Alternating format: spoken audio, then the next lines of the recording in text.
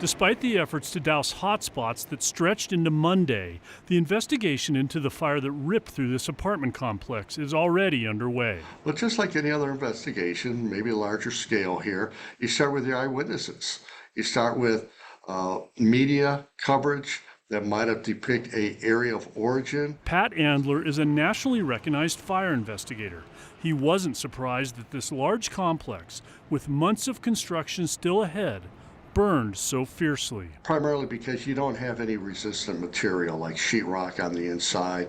You don't have any sprinkler systems, any fire alarm systems that are hooked up to the units. So this is the most vulnerable stage of construction. While part of the investigation will be aimed at pinpointing the area where the flames began, another will be to look at possible causes. Did we have any electrical to the building at all? Extension cords, for instance, generators being run? And if you don't, then you just cross that off. Another question, is there evidence that anyone was inside the building, perhaps seeking shelter for the night?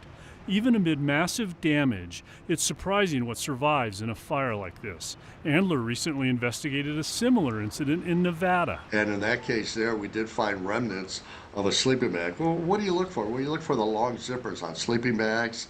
You look for shopping carts that are made of steel.